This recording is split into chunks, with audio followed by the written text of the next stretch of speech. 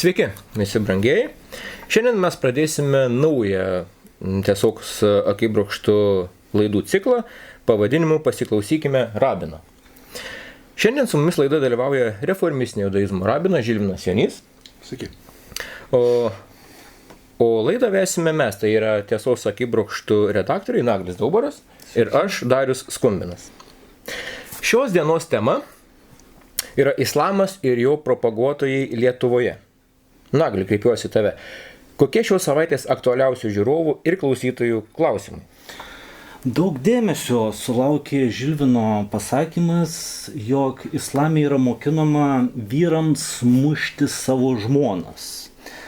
Ir liūdnai pagarsėjęs islamo propagandistas Habibas Mickevičius savo TikTok'e yra padaręs įrašą neigdamas šitą mūsų teiginį, sako, jog tai yra islamo šmeižtas.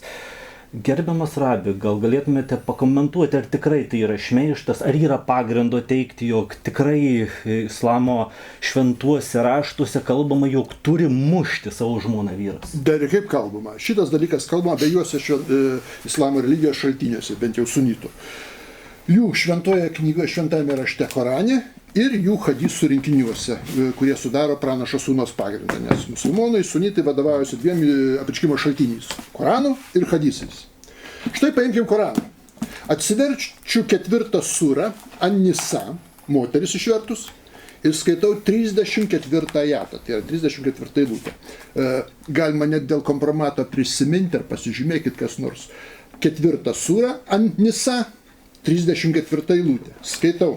Žiūrėkit, čia, kai užgirsite, kada musulmonai pradeda paistyti apie vyrų ir moterų lygybę, kad islame moteris išaukštinta, išgirta, pagerbta, lygi vyrų ir vienu žodžiu visas teisės turi tokias kaip ir vyras, iškart paskaitykim šitą eilutę.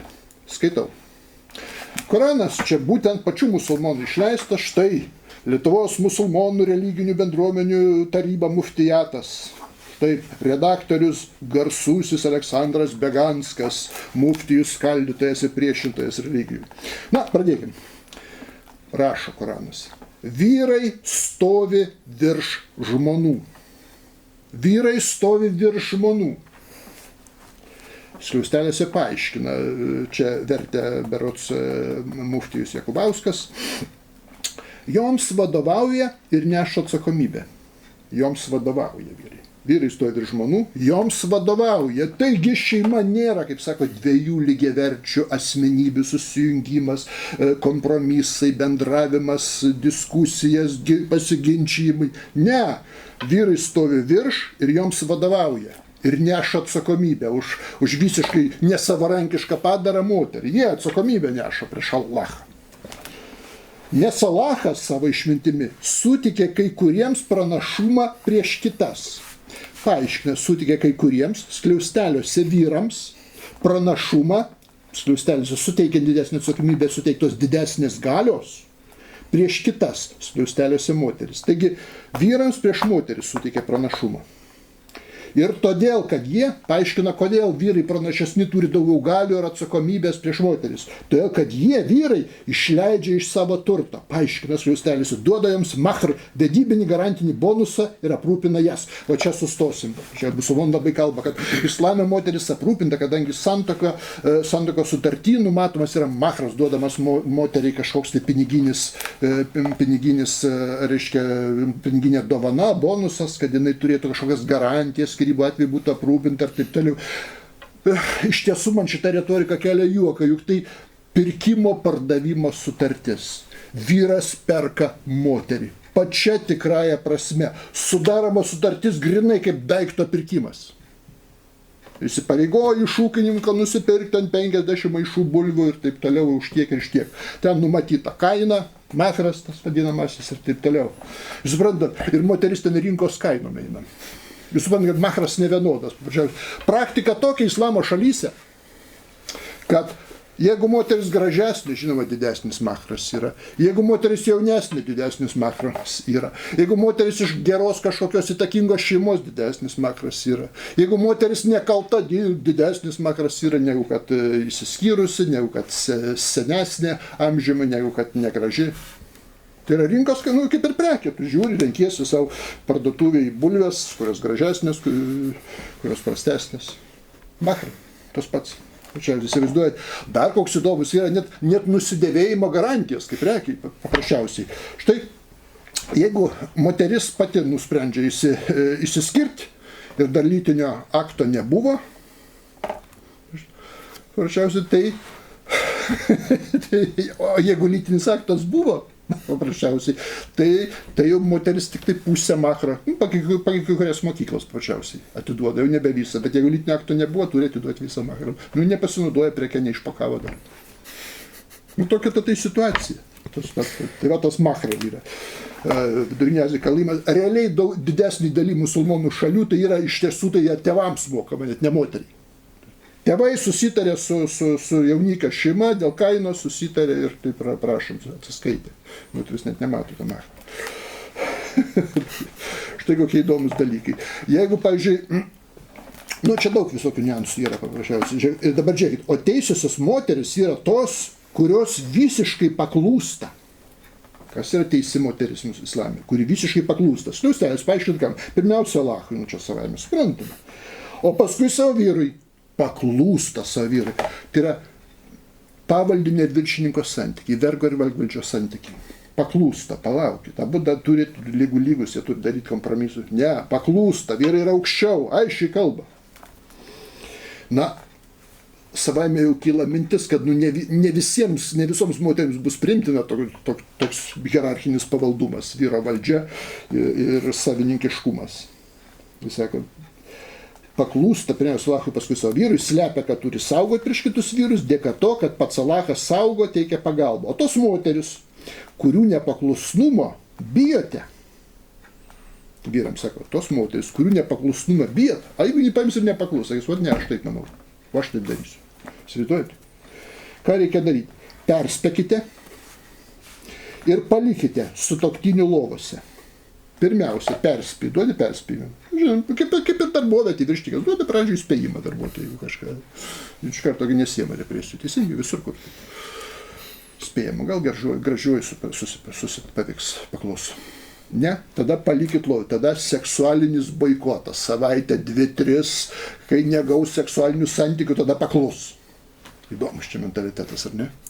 Bet jeigu atsiranda tokia, kuri ten savaitę, 2-3 ir mėnesį iškenčia, o ir vis tiek savo laikosi ir be seksualinių santykių, įsivaizduojate. Musulmonė nepatenkinta seksualiai, bet vis tiek laikosi, ant kiek užsispyrus gali būti. Pamuškite jas. Pamuškite. Beje, visose kituose vertimuose muškite jas pasakyta. Nu čia, kad gražiau skambėtų, pamuškite. Tai pamuškite. Paaiškina, panaudokite jėgą tam, kad jos negalėtų daryti bjaurių dalykų. Ir jei jos, nepaklūstos moteris, taps jums nuolankios, tai neieškokite kelio prieš jas. Iš tiesų, Alachas yra aukščiausias ir didingiausias. Jeigu jos paklūsda, tai nebeieškokite jau konfliktų, viskas atleiskite. Irgi geri musulmonai, taip toliau. Pamuškite jas. Tai Koranas ragina pamušti moterį, jeigu ji neklauso. Aišku, išbandyti. Įspėjimas, seksualinis boikotas. Nu ir jeigu šitos priemonės nepadeda, žiūrėkit, bando, kaip sakant, iš vieno paukščio vartytis. Musulmonai toliau paaiškina, iš tikrųjų, apačioje paaiškina įdeda. Pavyzdys, jei girta moteris nori vairuoti mašiną, vyrui leidžiama per jėgą atimti raktus, jei moteris nori paimti pinigus, juos išvaistyti, vyrui galima per jėgą atimti pinigus arba neleisti mušti vaikų ir taip toliau. Žiūrėkit, kiek dirbtinis šitas paaiškinimas neįsipaišo netikas pasakyta. Nurodyta, pirmiausia perspėjimas, paskui seksualinis boikotas ir tik tada pamuškit. Jeigu čia dabar girta moteriškė nori vairuoti, sėdasi už vairą, tai ką turi pirmiausia mėnesį sekso jį neduoti. Tai žinai, kiek jinai užsimušė, sudaužės viską ir įsiblaivės viską, vėl pasigers ir taip toliau. Neįeina šitą paprasčiausiai. Tiesiog tai yra nuolankiai turi būti, paklusni, vyras aukštesnis ir moteris turi klausyti vyro, nes vyras moka pinigus, mahram duoda. Už tai, vadinasi, teisingai nusipirkai daiktą, jis turi, kaip savo funkcijas. Mahram yra labai įdomus. Pavyzdžiui, vyras sumoka mahram, taip pat priklauso pagal islamo šariatą moterių aprūpinti pastogę, būstą, drabužius ir maistą. Bet tik tuo atveju, jeigu moteris klauso vyro. Jeigu neklauso, viskas šitą. Nu, kaip ir su kiekvienu su daiktu. Nusipirkai nevažiuoja mašina. Nu ką, tu pilsi, benziną rūpinsis ir panašiai. Taigi štai šventasis musulmonų Koranas kalba, pamuškit moterį, jeigu neklauso. Neduokit sekso, jeigu dar neklausot, tada pamuškit, muškit. Duokit joms. Tuose vertimuose muškite jas, pasakyta. Tai yra šitas ne kažkokia islamo prieš išrada, tai yra pasakyta Korane. Toliau, kaip sakiau, musulmonų autoritetingi šaltiniai, vadinami hadisais, tai yra sunami. Sunitas laikosi pranašo sunas, o sunas surašyta hadisuose. Iš hadisų patys autoritetingiausi yra, kurie turi pavadimą sahih, teisingi, geri. Taip musulmonai mokina, ne aš. Tai va, žiūrėkim, paimkim sahih hadisą. Pavyzdžiui, jis yra Abu Daud rinkiny. Abu Daud. 2146 numeris. 2146 numeris. Aš gerai islamo šaltiniais remiuosi. Nieko neinterpretuoju, nieko nesakau iš savęs. Iyasas bin Abdullah pranešė, kad Allaho pasiuntinys pasakė, nemuškit Allaho tarnaičių. Tačiau vėliau Omaras, reiškia antrasis kalifas, po Abu Bakro buvo antras kalifas, Umaras bin Alefanas, reiškia, tai yra trečias žmogus po Mahometo islame, sunitiniam islame, šiitinė jo labai nemėgsta, bet sunitiniam islame trečias žmogus po Mahometo, labai autoritetingas ir toliau. Kada pranašas uždraudė mušti moteris, Omaras atėjo, skundžiasi, nu kaip čia dabar taip galima, sako, dabar moteris pasidarė nepaklusnės prieš savo vyrus. O Dieve, tik ne tai nepaklusnės savo vyrams. Neklauso, o nemušė ir neklauso.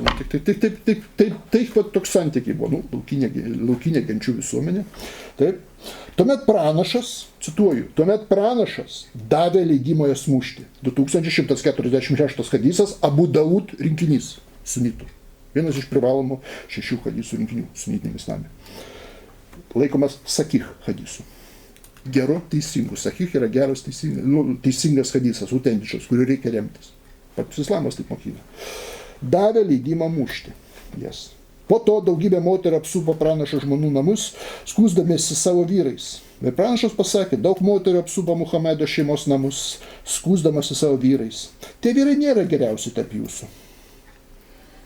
Tai nėra geri, nėra labai geri. Nėra geri, tai geri, ne pats geriausias musulmonas, ką padarysi, bet aš tai žmona klausiu. Va toks požiūris į moters mušimą. Taip. Dabar iš paskutinio Mahometo pamokslos, aš ištruką paskaitysiu. Sakih Muslim, imamas Muslimas, 1218 numeris hadisas. Aš paskaitysiu. Bijokitės Allaho dėl moterų. Iš tiesų jūs jas paėmėt kaip Allaho patikėjimą. Amana patikėjimas, Allahas jums patikėja kaip daikto. Mes viską šitam gyvenime iš Allaho gaunam ir mes esam tik tai ukvedžiai, tai nėra mūsų nusavybės iš Allaho. Ir žmona kaip nusavybė tau, ne tau, čia Allaho nusavybė tau. Tu ukvedys, tu eksploatuoji, naudoji. Ir lytiniai santykiai jums tapo teisėti pagal Allaho žodį. Jūsų teisė jų atžvilgiu yra ta, kad jos neturi įleisti į jūsų namus nieko, kas jums nepatinka, ir jei jūs tai pasielgia, galite joms trenkti. Tačiau nesmarkiai. Taip, nesmarkiai. Logiška, tu netrenksi moterį kaip suaugusiam stipriam vyrai. Logiška. Jeigu tu gerai sudėtas stiprus vyras, tai tikrai nestrenksi, nes jeigu trenksi smarkiai, tu ją tiesiog užmuši. Jos tokia sistema, raumenų sistema ir kaulų konstrukcija, kad labai lengva palaidoti vienu smūgiu. Žinoma, nesmarkiai. Kam užmušti į pinigus mokėjai, mahrą. Skaitau dar Abu Daudas, 2147 numeris hadiso ir Bin Madža, 1986 numeris. Abu Daudas, 2147 ir Bin Madža, 1986 numeris. Perdavė Omaras bin Al-Khatabas, kad pranašas sallallahu alaihi wasallam pasakė, vyro neturi būti klausima, už ką jis muša savo žmoną. Taip, šiais laikais, naujaisiais laikais musulmonai šitą hadisą klasifikuoja kaip silpną. Pavyzdžiui, Albany yra toks hadisologas žymus kaip silpna. Tačiau visų šimtmečiais islamas rėmėsi šito hadisu. Ir visuose šariato ir fiqho vadovėliuose šitas hadisas buvo įtrauktas kaip argumentas, klasikinis argumentas, kad jeigu vyras muša savo žmoną, tai nesikišti, tai yra vidinis šeimos reikalas, neturi kištis. Ir vyro teisė bausti žmoną, gal jo neklauso. Rengdavosi šito hadisu islamas. Taip? Tai įdomus dalykas. Bukhari hadisas. Al-Bukhari, tai, kaip sako, antra knyga po Korano pagal svarbumą sunitiniam islame. Visi hadisai sahih, teisingi. Rifo žmona atėjo 5825 numeris. 5825 numeris. Al-Bukhari. Rifo žmona atėjo pas Muhamedą, tegu Allahas įlaimina ir taikiam dovanoja. Ir pasakė, kad jinai išsiskyrė su pirmu vyru ir pradėjo gyventi su kitu vyru, o tas vyras yra ir impotentas, ir ją muša, ir parodė mėlynės. Net žalsovos spalvos tas mėlynės parodė. Ir pasakė moteris, kad norėtų grįžti pas pirmą vyrą. Pranašas neleido jį grįžti pas pirmą vyrą, kol nepavyks atlikti pilnai lytinio akto su tuo antru vyru. Impotentu. Fantastika, ar ne? Negalima. Tegu muša, ir gal tai tas impotentas per mėnesį, 2 ar per metus, šiaip taip sugebės tą lytinį aktą. Tai paprasčiausiai taip negalima. Jokių problemų, kad muša. Taip. Bet žiūrėkite vienas hadisas. Irgi Al-Bukhari rinkinys, sakyk Al-Bukhari, 5204 numeris. Tegu ne vienas iš jūsų nemuša savo žmonos taip, kaip muša vergą, kad po dienos vakare su ją turėtumėt lytinių santykių. Supratau. Moterų teisės. Vergą gali mušti labiau negu žmoną. Smarkiau. Taip negalima žmonos kaip vergą. Vergą priiši, pakabinai, taip nuplaki, kad žinotų, kad žmona kitaip turi. Ir dar yra moterų teisė. Apribojimai dėl mušimo. Žiūrėkit. Abu Daud. Hadisų rinkinys Abu Daud 2143 numeris. Muhammedas sallallahu alaihi wasallam sakė: maitink žmoną tuo, ką pats valgai. Aprenk jo to, ko pats rengiesi. Ir nemušk jos per veidą. Per veidą negalima mušti. Smogiai pačirdžius, taip gerai, kad iš karto kristų be sąmonės. Ir viskas labai gerai. Į kepenis. Į saulės rezginį iš kelio. Per veidą nemušk. Tikrai nemuša žmonos per veidą. Tai prekinė išvaizda. Tai supranta prekė. Dar daugiau. Atsimenu, mes kalbėjom, kad Mahometas mūsų terminais kalbant atliko pedofilinį aktą, nes islamo šaltiniai, visi sahihų rinkiniai ir apskritai visos hadisų knygos kalba, kad jisai lytinius santykius pradėjo su Aiša, kada jai buvo suėję 9 metai. Tai islamo šaltiniai tą pateikia. Ir jie dabar, Želvinas žaidžia islamą, sakė vienas islamo propaguotojas, taip, žaidžia islamą. Taigi ne aš parašiau šitus hadisus. Įsivaizduokit, mėly sunitai, musulmonai, jūs pasakėt, kad hadisai, ypač sakih, yra teisingi, jais reikia remtis ir gyventi ir tikėti pagal juos. Pasakėt, gerai. Ir tuose sakih hadisuose rašo, pranašas su 9 metų vaiku turės santykius. Ir paskui, sakau, tai kaip čia dabar? Tu įžeidė islamą. Jeigu jūs įžeidžia, tai atsiprašykit. Tai aš galiu pasakyti. Ne tik tai, kad jisai pedofilinį aktą atliko. Jisai ir muždavo Aišą. Taip. Mahometas ir muždavo tą vaiką dar. Štai paskaitysiu vieną įdomų dalyką. Imamas Muslim, hadisų rinkinys, 3 knyga pagal svarbą sunitiniam islame ir religijai. 974 hadisas numeris. Senesnė numeracija, yra kita numeracija to hadiso, buvo 2127 numerių klasifikuojamas. Ir ten ilgas hadisas, aš viską necituosiu, papasakosiu tik esmę. Hadise pasakojama, kaip Muhammedas kartą naktį atsikėlė, tyliai iš Aišos lovos išėjo iš namų kažkur. Jo žmona Aiša galvoja, kad eina kitos moters sėklinti. Nesgi ten hadisai rašo, kad jisai kiekvieną dieną vakare per valandą visas 11 žmonių aptarnaudavo ir ryte per valandą visas 11 žmonių. Ir Aiša, matyt, užpavydėjo ar ką ir nusekė į kuris išeina, galvo, kad pas kitą žmoną jie dar. pamatė, kad Mohamedas nueina į kapines, Al-Bakija kapines. Ten. Melstis. Jis greit pabėgo namo ir atsigulė. Mohamedas ją pastebėjo, grįžta namo ir dabar skaitau. Jis paklausė, kodėl, o Aiša esi taip stipriai uždususi. Aiša atsakė, sako, aš atsakiau, dėl nieko. Jis tarė, pasakyk man, arba man praneš tas, kuris žino viską. Pagąsdino Alacho. Aiša sakė, žinau, kaip rytietiškas tos susižadėjimas, o Alacho pasiuntinį, tebūna mano tėvas ir motina išperka už tavo gyvybę. Ir papasakojam visą istoriją.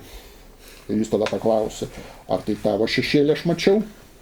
Aš atsakiau taip, tuomet jis trenkė man į krūtinę ir sukėlė man skausmą ir pasakė, ar manai, kad Alachas su jo pasiuntinys su tavim galėjo pasielgti neteisingai? Trenkė. Čia musulmonų apologetai visi pradeda žviegti, netrenkė, stumtelė į krūtinę, tą žodį arabiškai galima, vieni sako trenkti, kiti stumtelė, koks skirtumas, sukėlė skausmą. Jeigu 50 kelių metų, 50-60 metų vyras trinktelė tenai 10 ar 11 metų vaikui, tai štai kad nereikia ir kumščių. Delnų tu gali, realiai stipresnis už muž gali tave. Smurtavo prieš savo žmoną Aišą. Musulmonai tada pradeda žviegti ir kitą hadisą kiša visada. Jeigu susidursit su musulmonų tą veidmainišką propagandą, turėkit omeny, kad jie kiš kitą hadisą. Ten, kur pasakyti, ir pacituos nepilną hadisą, tik dalį, kur Aiša pati sako, kad Mahomedas niekada nemušė nei moters, nei tarno. Va, prašyta. A mes ką tada turim, a jūs visą hadisą pacituokit. Štai mes dabar pacituokim visą hadisą. Muslim, imamas Muslim, sakykas, 2328 numeris, skaitau visą. Aiša pasakė, kad Allaho pasiuntinys, tegu Allahas į laimę ir tai, kad dovanoja, niekada nieko nemušė savo ranka, nei moters, nei tarno, išskyrus, kuomet jis kovoja Allaho kelyje, kada jis džihadą vykdė. Šiaip jis nemušė, džihadą vykdo. Jis džihadė pastoviai, tai dvasiniam, tai yra fizinis, yra dvasinis ir taip toliau. Tai džihadą, kada vykdė ir tarną ir moterį muždavo. Kai džihado nevykdo, tai nemuša, bet kai svarbu dabar džihadą vykdo šiandien. Ir tarną ir moteris muždavo, pasirodo, kai vykdė džihadą. Taip pat visą paskaitykit hadisą, pamatysit visą tikrą vaizdelį. Štai koks įdomus dalykas. Labai įdomu. Mūsų judėjiškai pasaulėžiūroje ir mūsų judėjų šventame rašte, ar niekur nėra pasakyta, kad reikėtų kabutėse pamušti žmoną? Ar turite komentarą apie tai? Jo, taip kaip pas juos. Kiek žinau, jūs puikiai žinot judėjišką šventą raštą, ar ne? Ar radot kur? Kol kas ne. Kol kas ne. Aš irgi neradau. Tokio dalyko nėra, kad pamuškit žmoną, muškit nei stipriai, nei smarkiai, nei delnų, nei kumščių, nei ranką, nei koją, nei veidą. Apie tai tokių dalykų nėra judėjiškam šventam rašte. Dar daugiau, jeigu mes pasižiūrėsim. Tai yra uždraustas dalykas judėjiškam šventam rašte. Griežtai uždraustas. Žiūrėkit. Malachijo, pranašo Malachijo knyga 2 skyrius 16 eilutė. Pranašas Malachijas, paskutinis pranašas, 1 kanoną, 2 skyrius 16 eilutė. Skaitom. Dievas sako čia, aš nekenčiu skyrybų, nekenčiu smurtu sutepto drabužio, sako karių viešpats Izraelio Dievas. Čia kontekstas nuo 15 eilutės, jis kalba, kad reiškia 3 dalykų labai nekenčia šeimoje, santykiuose su žmona Alachas.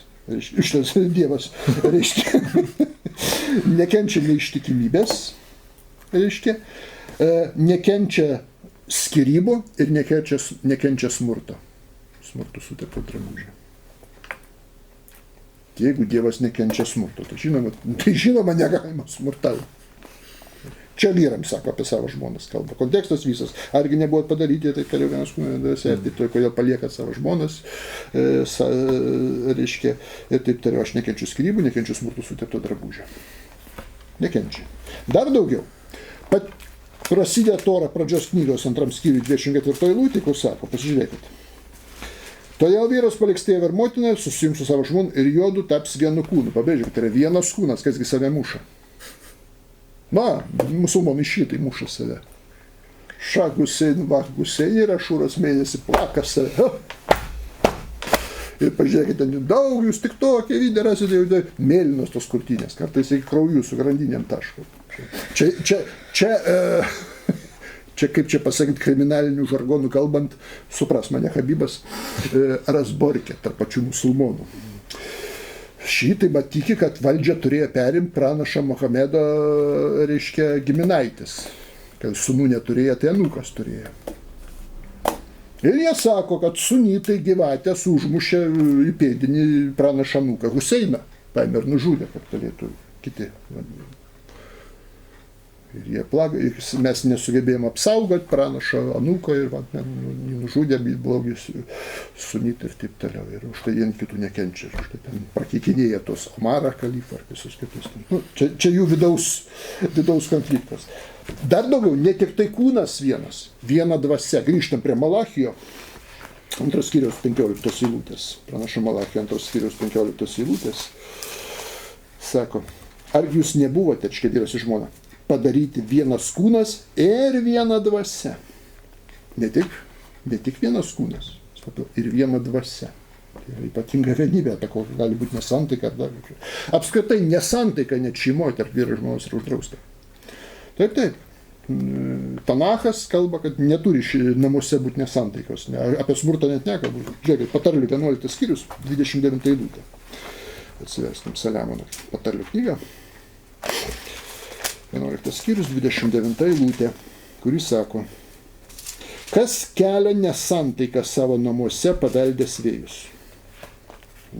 Atlygis bus vėjai, visas atlygis iš Dievo bus panaikintas, bus vėjas, kad ir ką gerusi padarys, jeigu namuose keli nesantaiką. Taigi, to griežtai uždrausta. Dar pažiūrėkim eilutės, kurios rodo, kad negali būti nesantaikos tokios, kaip Kunigų 25:17. Kunigų knyga, 25 skyrius, 17 eilutė sako, neskriauskit vienas kitą. Neskriauskit vienas kitą.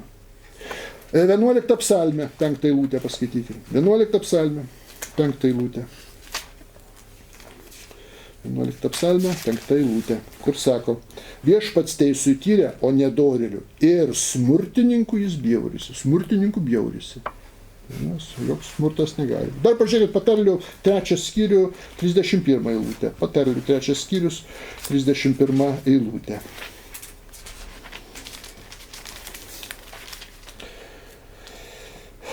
Nepavydėk smurtininkui ir nesirink ne vieną iš jo kelių. Nei vieno iš smurtininkų kelių, nei vieno veiksmo nieko panašaus, kaip smurtininkai daro. Taigi štai toks Tanacho ir Toros požiūris į smurtą tarp vyro ir žmonos. Na taip, skirtumas tarp judėjiškos ir musulmoniškos moralės akivaizdus, manyčiau. Rabi, žinau, kad jūsų požiūris į Mahometą ir ankstyvą islamą ganėtinai šiurkštus, kaip švelniai tariant. Neigiamas taip. Taip. Deja. Galbūt galėtumėt kokiais nors eilutėmis pailiustruoti apie Mahometo gyvenimą, jo mokymą ir panašius dalykus. Amoralumas ant amoralumo. Žiaurumas tai ne žmogaus, tai žvėris, sadistas, maniakas. Pavyzdžiui, nubaudė žmonės, vagis pavogusius kupranugariusius, nužudžiusius piemenį. Mes jau kalbėjome apie hadisą. Nukirto rankas ir kojas jiems. Išdegino metalinių strypų akis ir paliko dykumoje duobėj mirti iš troškulio. Ir nedavė jiems vandens, kol numirė. Jokioj pasaulio kultūrai, civilizuotai visuomeniai negali būti tokio dalyko, ten, kad ir žmogžudystė, kad tu įvykdai mirties bausmę, tai stengiasi kaip galima humaniškesnį variantą pasirinkti, ne kažkokį kankinimą, sadizmą. Tačiau aš šiandien paliesiu dar vieną aspektą, apie kurį mažai musulmonai kalba. Kadangi jau pradėjome po požiūrį į moteris, smurtą, tai aš pasakysiu, kaip jis žiūrėjo į moteris apskritai. Žiūrėkit, Sakih Muslim hadisas, 1456 hadisas, numeris 1456, Sakih Muslim. Abu Saidas al-Hudryje perdavė, kad Allaho pasiuntinys Huneino dieną įsiuntė karius prieš autarus. Ir tie kovoja su priešu ir juos nugalėjo, paimdami belaisvių, tarp jų ir moteris. Tačiau kai kurie iš Allaho pasiuntinio bendrininkų nedrįso turėti lytinių santykių su belaisvėmis, kadangi jos turėjo pagonis vyrus. Ir tuomet Allahas pranašui davė ajatą. Čia Korano 4:24 tas ajatas yra. Va, galim pasakyti. Korano 4 sura An-Nisa, 24 aja, 24 eilutė. Jums yra uždraustos ištekėjusios moteris, nebent tos, kurias užvaldė dešinės rankos. Aiškina imamas Romas Jakubauskas, nebent jos tapo jūsų vergiamis sugulovėmis karo metu. Ir prieš tai buvo ištekėjusios už nemusulmonų vyrų. Štai Koranas, štai juodu ant balto parašyta. Čia kas? Pirmiausia,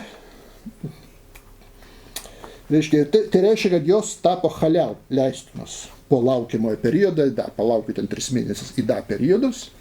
Taip, įda periodas, palauki ir jeigu jos pasirodo tikrai nenėščios, ir prievartauji jas. Nesvarbu, kad jos turi vyrą. Tai pirmas dalykas, gerai, tu kariauji su kažkokia gentim. Gerai, kare normalus dalykas paimti belaisvį karį. Išpirkai, iškeis savo karį belaisvį juos, kad paprasčiausiai. Bet čia moteris grobė, moteris nekariauja prieš juos. Aiškiai, užpuolį ką išmuši vyrus, užpuolį kaimą ir grobį belaisvės vergės. Ir tada santykiauji. Bet pasirodo, kai kurios sako, ašgi turiu vyrą. Pranašo sahabiai, bendražybiai galvoja, kad čia grieko nepadaryti pagal Koraną. Prievartauti ar neprievartauti vedusi. Kad nevedusi, tai viskas, prievartauti, čia normos ribos, čia viskas. Allahas ir jo pasiuntinys leido. Bet ir neva Koranas gauna eilutę, Koraną atsiunčia Mahometui, kad pažiūrės, galima, jeigu į tą tavo vergę sugulovę, prašau, prievartauk. Svarbu, kad vyras ne musulmonas būtų. Jeigu ten stameldys koks vyras, kitos religijos pagonis, koks prievartauk, o jis sveikatą. Štai jūs ir leido moteris prievartauti, leido grobti moteris, nugalėjus priešą. Ir leido net prievartauti vedusias moteris. Tai čia su nesvetimaukti yra. Atsiprašau. Dar vienas įdomus. Sahih al-Bukhari hadisas yra. 5210 numeris. Perduoda Busaidas al-Hudri. Užgrobėm sugulovės per karo žygį. Santykiaudavom su jomis ir nebaigdavom lytinio akto iki galo, kad jos nepastotų ir vėliau būtų galima brangiau parduoti. Nes vergės yra, nėščios vergės yra pigesnės. Išprievartauji ir paskui parduodi. Bet jeigu jį pastos, tai kaina mažesnė bus turbūt. Reiškia. Po to paklausim Allaho pasiuntė, ar gerai darom. Jis 3 kartus sušuko. Kam jūs saugojatės? Iš tiesų kiekviena siela, kuri lemta gimti iki teismo dienos, vis tiek gims.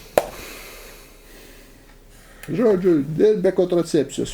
Prievartaukite, jeigu pastoja. Velniai nematė. Ne tai, kad jau didį gyvenimą prievartavimo, dar turės iš prievartavimo vaiką. Turės. Augink savo patenkintą. Fantastiškas, ar ne? Taikos, ramybės ir gerovės religija islamas. Žinokit, sako musulmonai. A ne? Aleksandrai Beganskai. Mohamedas jūsų leido prievartauti vergės. Be jokios kontracepcijos. Ir paskui dar parduoti. Sahih al-Bukhari dar. Hadisas 4350, kitoj numeracijai 1601.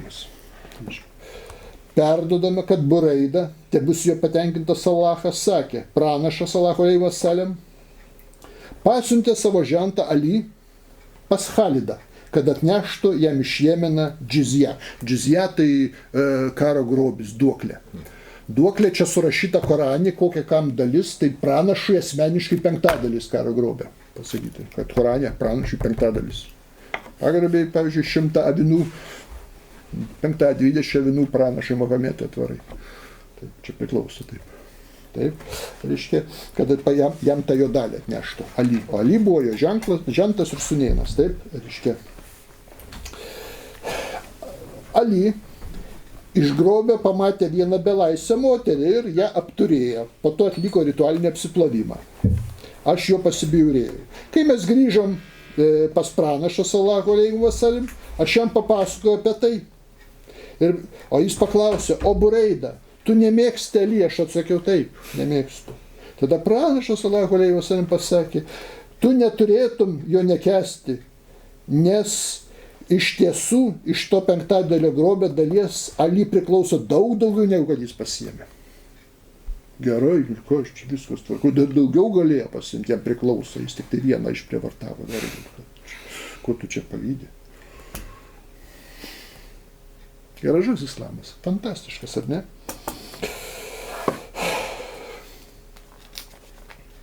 Dar įdomesnis.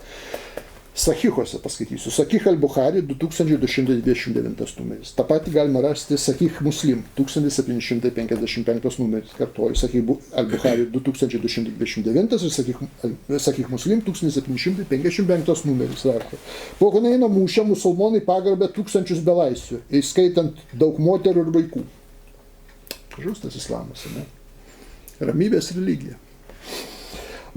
Mahometas laukia, kad tos genties atstovai atvyks prašyti išpirkos už tos belaisvius. Gerai paims, nuplėš pinigų už tos vaikus, moteris ir taip toliau. Tačiau jiems vėluojantis neteko kantrybės.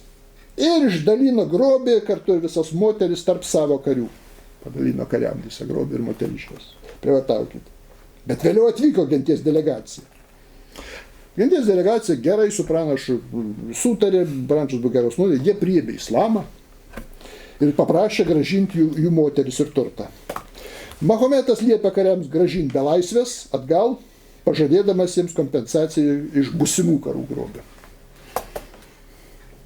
Žodžiu, taigi Mahometas ne tik pritarė moterių grobimui, pavertimui jų vergėmis, jų prievartavimui, bet žiūrėkit į daiktą iš rankų į ranką, šiandien dabar prievartaukit, tai dabar paprašė islamą, gerai, atiduokit dabar ten jiems. Štai, islamo šaltiniai. Dar daugiau. Daug kur pas Mahometo laikais santuoka buvo praktiškai tolygi prostitucijai. Taip, santuoka mažai ko skiriasi nuo prostitucijos pas Mahometą. Čia kaip paprastas dalykas. Sahih al-Bukhari 5116 numeris. Štai. Tuo metu Mahometo ir kalifo Abu Bakro laikais buvo toks dalykas kaip mut'a, laikina santuoka. Tai nuo 1 valandos iki 99 metų gali sudaryti vedybų sutartį, laikinai, už tam tikrą mokestį. Žiūrėkit, Abdullah bin Masudas pasakoja, mes dalyvavom karo žygyje kartu su pranašu. Ir prie mūsų nebuvo žmonų. Ir mes paklausėm, tai ką mums daryti, gal įsikastruoti? Įsivaizduoji, kiek tu išvykai mėnesį, pusantro, be žmonių viskas jų kastruotis jau nebegali. Fantastika. Įdomus tie sahabiai. Pranašas neleido kastruotis, bet leido sudaryti laikiną santuoką su moterim, duodant jai drabužius kaip kraitį, kaip mahrą. Davai kokį skudurą, drabužį čia, sudarys dienai, 2-3 santuoką ir išvažiavai. Čia kas. Skirtumas tik vienas, kad laikinoji santuokai, tai jeigu gims vaikas, jo, tai tada vyras turės atsakomybę už tą vaiką. Turės rūpytis jų. Tik toks skirtumas. O visa kita prostitucija pati tikriausia. Davai drabužį ir viskas. Ir legalu. Žiūrėkit toliau. Sahih Muslim. 1405 numeris. Kartais jis žymės 1405 pasvirasis brūkšnys 17. Taip jisai. Džairas bin Abdullah sakė, mes sudarydavom laikinas santuokas, duodami moteriams už tai saują datulių ir saują miltų. Pranašo Mahometo ir kalifo Abu Bakro valdymo laikais, kol galiausiai kalifas Omaras tai uždraudė. Pranašo bendražygis sako, kaip buvo pas juos priimta. Mahometo laikais ir dar Abu Bakro valdymo laikais sudarai laikiną santuoką, dienai, 2-3 savaitai duodi mahram, žiūrėkit koks, saują datulių arba saują miltų. Čia musulmonai kalba, mahram tai yra, žinot, čia moteriai garantijas, pagarbos gestas, šią saują datulių. Valandai. Fantastika, ar ne? Gyvulių ūkis kažkoks, ar ne? Beje, ar žinote, kad kai kur islamo šalyse, pavyzdžiui, Irane ir šiandien oficialiai tokios santuokos valstybės įteisintos civiliniam kodekse. Taip, jos yra pripažįstamas civiliniam kodekse, tai yra valstybė jas leidžia. Nes sunitiniam islame jos yra panaikintos, bet šiitiniam islame jos egzistuoja. Tai nepanaikino. Kadangi Omaras panaikino, šitai Omaro nepripažįsta kaip kalifo. Ir viskas. Ir laikosi jie šitos pačios. Tai nuo 2013 metų yra ne iš viso įsigaliojo įstatymas, kad net nereikia niekur oficialiai registruoti laikinos santuokos. Tu natūraliai susitarai su kekšė, atsiprašau, žmona, sudarai santuoką valandai, pusantros, davai mahrem. Fantastika. Ir viskas. Ir man juokingiausia, kai Irano mulos kalba, Irane nėra prostitucijos, bet tai kaip pas jūs vakaruose. Kurgi bus, aš čia, viskas. Kam tau kokią prostituciją?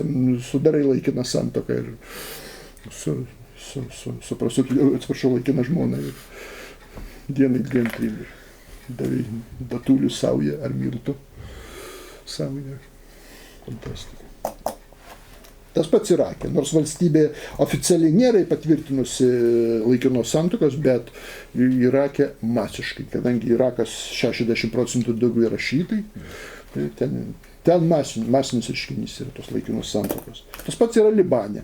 Libane, kadangi nemaža šiitų mažuma, bet trečdalis Libano gyventojai yra šiitai, o Libanas, kadangi ten sudaro labai daug konfesijų, katalikai, stačiatikiai, maronitai, musulmonai, sunitai, musulmonai, šiitai, tai už tai net neturi bendro civilinio kodekso, nes kiekvienas vis kitaip, suprantat. Bet šitam leidžia sudaryti santuokas laikinas, kokias norit. Laikinas, nelaikinas. Prašau, ir jas pripažįsta valstybė. Šitas laikinas santuokas. Tai koks įdomus dalykas. Tai apie ką čia šnekėti, apie kokią čia moralę ir islamą galima šnekėti. Na, iš tikrųjų, klausant, tai labai akivaizdžiai matomas tas, sudaro įspūdis tikrai, kad, šlykštus, amoralus tas mokymas ir veidmainystė yra tokia, kur, iš tikrųjų reikėtų dar paieškoti. Na, tai jeigu tokia pranašų moralė, tai nieko keisto, kad ir mūsų žinomas liūdnai pagarsėjęs propagandistas Habibas Mickevičius irgi kalba netiesą. Ir dar vienas įdomus momentas, jo Facebook'e jisai buvo įdėjęs iš dirbtinio intelekto sugeneruoto teksto iškarpą, kažkaip bandė jisai ginti, sakyti, taip, kad Biblijoje ten Rebekos atveju tiesiogiai nėra pasakyta, kad ten jinai 3 metų ištekėjus, bet kažkaip tai išskaičiuoti netiesiogiai, jisai bando taip kažkaip išsisukti iš padėties. Galėtumėt pakomentuoti, ar įmanoma kažkaip netiesiogiai rasti tokį paaiškinimą, kaip jisai bando pateikti? Aš pats klausimą užduodu, ar Habibas iš tikrųjų kažkas jam yra su išprusimu, su protu, arčiausiai jis toks sukčius ir melagis. Šiaip jis man patinka dėl vieno dalyko, žinot. Patinka vienas dalykas, žinot, aš kovoju su islamo propaganda. Bet aš tiek tikrai nepadarysiu, kiek padaro jis. Kai jūs kapuryta, ta barzda, ta suknelė iki žemės, tas skambitas įvaizdis, kiek jis atbaito žmonių tą islamą, taip man toli iki to. Taip, kad jam sėkmės ir sveikato šitam darbe. Atsidarykit, pavyzdžiui, po kiekvieno jo TikToko video, pažiūrėkit komentarus. Švelniai tariant, didžioji dalis neigiamų. Komentarai, koks 100-150 kalba apie santykius su ožkomis, prie kiekvieno laikų ten po keliasdešimt, po 100. Tai jau fantastika, dirba gerai darbą. Bet grįžtant, žinai, jis man patinka, tas marijampolietiškas, tas suvalkietiškas akcentas ir kada jis bando arabiškai kalbėti, jis kalba dar arabiškas, arabų kalba su suvalkijos lygumų akcentu, fantastika. Assalamu alaikum wa rahmatullahi wa barakatuh, mėly Sūduvos cukrinių augytojai. Na, galvoju, kas jame? Aš tiesiog paimu viešoje erdvėje prieinamą informaciją. Štai 2022 m. sausio 31 rytas laikraštis. Prašo apie islamo propagandistą. 5 kartus teistas bėglys, apstulbino pareigūnus, pasprūkęs iš kolonijos buvo sučiuptas kovinėme turnyre. Iš Pravieniškių pasprūkęs 27 metų kalinys, ne 17, kažkas, paskui aš radau atsakymą, kas jo galveliai. Kalinys, Habibas Mickevičius laisvės džiaugiasi vos 5 dienas. Bėglys suspėjo užsiregistruoti, kad dalyvautų savaitgalį rengiamose kovinio sporto varžybose, tačiau į ringą žengti nespėjo. Varžybų pliki kumščiai dalyviai ir žiūrovai stebėjo, kaip gausios pareigūnų pajėgos įsivedė anksčiau 5 kartus Lietuvoje ir Vokietijoje teistą Habibą Mickevičių. Pastarasis nesėkmingai bandė pasprūkti iš pasto, kuriame vyko renginys. Iš Marijampolės kilęs Mickevičius įkalinimo įstaigoje atsidūrė už vagystę ir nesunkų sveikatos sutrikdymą. Bėglys grąžintas į įkalinimo įstaigą, patikrinus nustatyta, kad slapstymosi laikotarpiu jis vartojo narkotikus, amfetaminą ir marihuaną. Tai va, tai iš kur pas narkomaną bus protas? Ir beje, kas man įdomiausia, čia kad jau 5 kartus, tai gali žmogus suklyst kartą kokį gyvenimą, taip, bet jeigu jau 5, čia yra ta kategorija žmonių, kur jau viskas smegenys kaip voverės, jau 6, smegenys kaip voverės, prisišniojau narkotikų, daviau kažką per galvą, pavogiau, sėdau.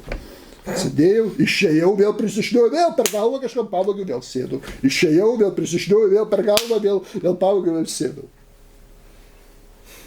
Ir žinot, jis jau pats mato, kad nesustabdė savo šitą.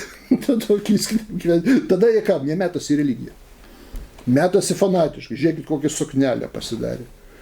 Tas vardas Habibas. Aišku, kalbininkai mane taisys, sakys, Habibas, kalbėkime lietuviškai, Hapenis, Havarpa. Suprantat, kam šitą šau? Aišku, gerai, tu kompromituok, tai islamą kompromituok, sakau, čia mano darbą dirbi. Fantastiškas dalykas. Kam visą šitą šau? Net va muftijus, Beganskas, nėra labai jau intelekto žmogus, intelekte rafinuotas. Ar jis vaikšto su suknele? Ar jis pasivadina kažkokiu Aleksandras Beganskas, tai krikščioniškas vardas, ne musulmoniškas. Nepasideda kažkokiu Abdur Rahmanas koks nors, arba Abdul Hamidas, ir tada Hamidina visiems. Ne, čia Habibis. Fantastika. Ir jis šitas šau, tai rodo, kad žmogus bėga pats nuo savęs, jis ieško kažkur. Jis bėga nuo savęs, jis prapuls. Arba dugnas, arba, kaip sakoma, narkotikai savo padaro.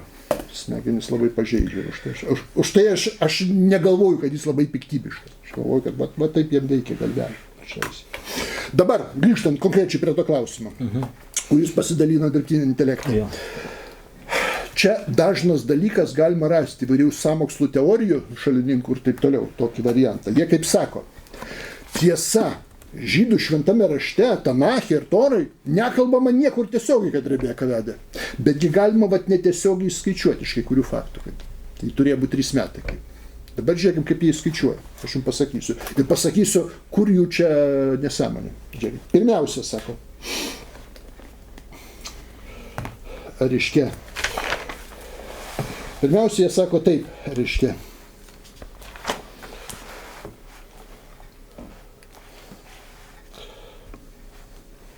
Va, reiškia, kur aš čia pasižiūrėsiu. Tai va, tai jų reiškia pagrindinis dalykas. Ir kitas dalykas, jis taip pat su tuo Saliamonu, reiškia, kad 8 metų, reiškia, toks absurdiškas dalykas, reiškia. Tai va, jis sako, kad Sara, Izaoko motina, mirė iškart po Izaoko paaukojimo, būdama 127 metų. Taip sako, įmam tą faktą. Sara, Izaoko motina, miršta iškart po Izaoko paaukojimo, būdama 127. Antra, kada Izaoką aukoja, Izaokui buvo 37 metai. 37 metai. Rašo Torai, kad Izaokas susituokė su Rebeka, būdamas 40. Ir 4. Rebeka gimsta Saros mirties dieną. Taip. Sara miršta, kai Izaokui 37 metai. Izaokas susituokė 40 metų. Tai kiek Rebekai metų? 3 metukai, sakau. Prašau, įskaičiuoti. Tiesiog nepasakyti, bet mes tą matom, kad susituokė. Baisu. Baisiau už Mahometą, ar ne? Ten bent 9 sulaukė. Būtų labai gražus įskaičiavimas, jeigu nebūtų juokinga. Habibi ir visi kiti skaičiuotojai ir šnekoriai. 3 dalykus reikia žiūrėti. Pirmiausia, niekur nepasakyta, kad Sara mirė iškart po Izaoko paaukojimo. Nėra tokio dalyko Tanache.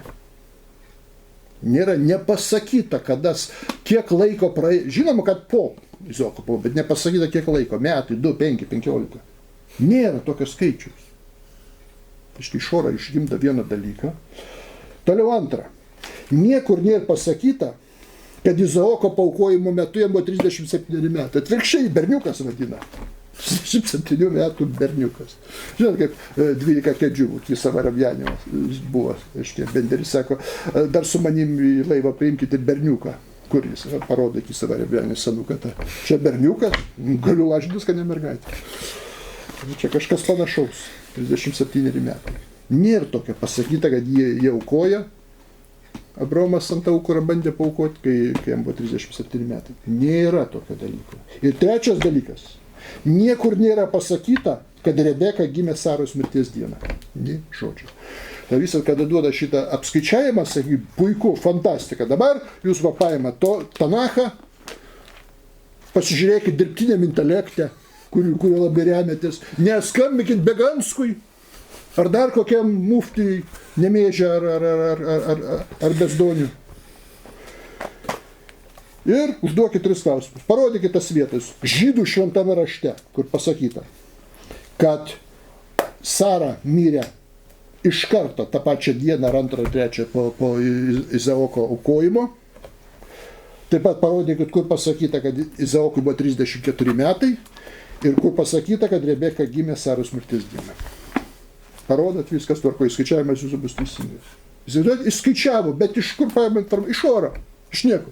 Tai aš galiu apie Mahometą, apie Budą, apie ką noriu, va taip iš oro gimdyti sąmonės.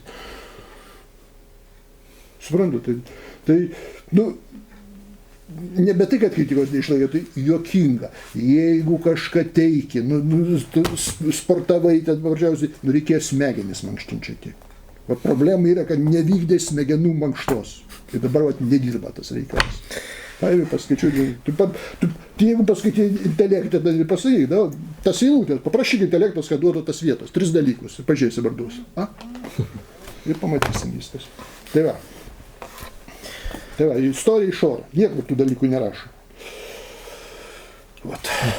Dar vienas dalykėlis prie tos DI nesąmonės parašytas. Dar viena Habibė buvo pasakyta nesąmonė, kad Saliamono žmona pagimdė 8 metų. To taigi mūsų šventam rašte niekur nėra parašyta, o kaip jie tai išskaičiuoja? Irgi jie sako, tiesiogiai nėra pasakyta, bet galima netiesiogiai skaičiuoti, kad Saliamono žmonai buvo, jie žiūrėkit kaip skaičiuoja, aš jums pasakysiu visą šitą absurdą paprasčiausiai. Žiūrėkit, mimo pirmą dalyką. Saliamonas iš viso karaliavo 40 metų, taip? Ir pažiūrėkit, 2 kronikų knyga, 9:30 berods. 2 kronika, 9:30, sako. Saliamonas karaliavo Jeruzalėje visam Izraeliui 40 metų. Pirmas dalykas. Po 40 metų karaliavimo, reiškia, jis miršta. Toliau, jos sūnus Saliamono, Roboamas, buvo 41 metų, kada tapo karalium po Saliamono. Būdamas 41 metų. Pažiūrėkime, 1 karalių, 14:21 berods. 1 karalių, 14 skyrius, 21 eilutė. Saliamono sūnus Roboamas karaliavo Jude. Pradėdamas valdyti kraštą, jis buvo 41 metų amžiaus. 17 metų jis karaliavo Jeruzalės mieste, kurį viešpats pasirinko iš visų Izraelio giminių. Jo motina buvo Amonytė Nama. Nama, reiškia, Saliamono žmona. 41 metų. Daro logišką išvadą. Žiūrėkit, logišką išvadą jie darys paprasčiausiai. Kadangi karalius Saliamonas karalium tapo labai jaunas, 12 metų, vos 12 metų, tai sūnus jam gimė tuo metu, kai Saliamonui buvo 11 metų. Taip, 40 metų karaliauja. Taip, 40 metų karaliauja. o Roboamas 41 tampa karaliumi. O Saliamonas 12 metų karaliumi tampa. Tai kada sūnaus susilaukė? 11 metų. Toliau, sako, junkim ir galvokim logiškai, moksliškai. Žmonagi turi vis tiek keletą 2-3 metais jaunesnė būti. Logiška. Sako, nu tai kiek jie? 8-9 metai pagimdėmis. Na, toks ir išvedimas. Tai ir logikos ir informacijos klaidos. Pirmas dalykas. Paprašykit, kad parodytų, kur Tanachė pasakyta, kad Saliamonas pradėjo karaliauti 12 metų. Įdomiausia, kad pačio esminį teiginį, iš kur jie apskaičiavimą padarė, kad Saliamonas pradėjo karaliauti 12 metų, šito nėra. Yra netiesioginė eilutė 1 Karalių 3.7 tik tai. Žiūrėkit, 1 Karalių 3.7, viskas, ką jie gali rasti. 3.7 Viešpatie, čia Saliamonas meldžiasi, mano Dieve, tu padarai savo tarną karalių mano tėvo Dovydo vietoje, nors aš dar labai jaunas ir nežinau, kaip eiti ir išeiti. Dar labai jaunas. Palaukit. Labai jaunas tokias valstybės vadovo pareigas užimtai yra 18 metų. Ar prezidentų dabar 19 metais, 20 metais būtų 21. 25 tegu būtų. Nu jaunas, nu visi sakytų, ką jisai patirties neturi. Per jaunas tokia pa. Jeigu 20, 21, 22 metai, 18 galbūt. Tai nebūtinai 12. Iš kur jie tą 12 išpaišo?